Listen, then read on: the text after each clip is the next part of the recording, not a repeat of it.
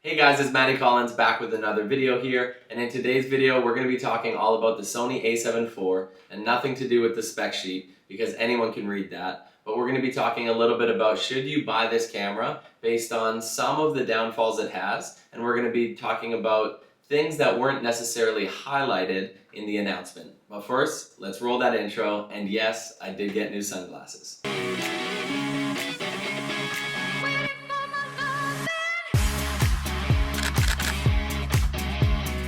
Alright guys, so as mentioned, I did do a little bit of extra research for you guys just to make sure that the Sony a7 IV is the camera that you want to buy.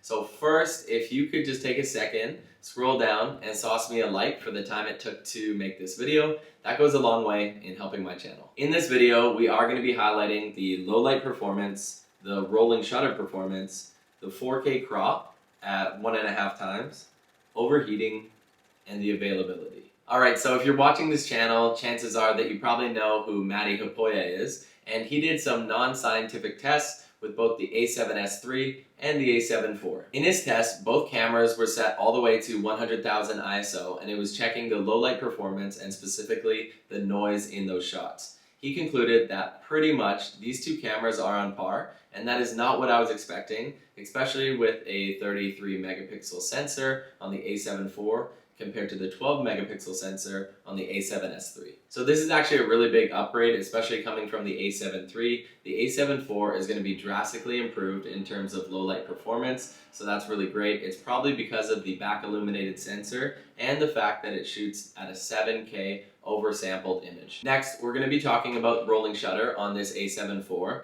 And this is where it gets interesting. I was watching Gerald Undun's video on the rolling shutter test, and it said that the rolling shutter, so that jello effect that you see in the background on your image, is going to be on the a7 IV very similar to what we saw on the a7 III, but it's much improved on the a7S III that is already out. It's particularly noticeable in the test that he does in his video studio. So in short, he concludes that if you're coming from the a7 III, you're not going to be bothered by the rolling shutter on the a7 IV, and if you're coming from the a7S III, or you were just going to pair a Sony a7 IV with your existing cameras, you are going to notice a big difference in rolling shutter. Next, we're going to talk a little bit about the 4K crop. So there is no 4K crop all the way up to 30 frames per second, but the problem is as soon as you kick it into 4K 60, which is the limit on that camera, you are going to see a 1.5 times crop, but the positive is that no other features are stripped on the 4K 60, so you're still going to get your picture profiles that you want,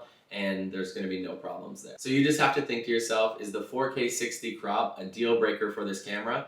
And in short, because of the value that this camera is offering, to me, it's not a deal breaker. I can live with that. Let's talk a little bit about the overheating test that Potato Jet did on YouTube with the a7 IV. So he concluded that shooting at room temperature, we're totally going to be fine and shooting all the way up to 4K 60 on this camera. However, he did mention that at 4K 30, in some situations, you might experience the camera shutting off, and this is with high temp mode turned on. He concluded by saying that this was a pre-production model and that things could be better by the time that it shipped. In short, I don't think we need to worry too much about the overheating of the a7 IV like we did with the Canon R5 and R6 when those first launched. The last point of contention I'm going to talk about is availability. So you can't just go out and buy this camera, it was only announced. And if you pre-order it right now in North America, you're probably going to get it around December 30th, but there is a chance that it's even later than that.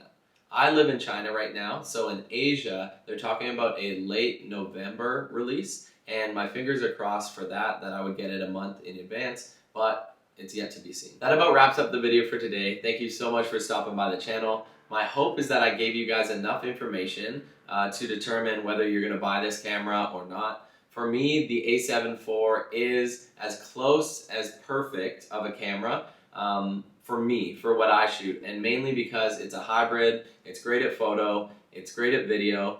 Some of these video features are stripped back from the a7S III, but what else can you expect for a camera that comes in at $2,600 US? So that's it for now. We'll see you guys in the next video. Please consider leaving a like, and that's it. Matty out. Peace.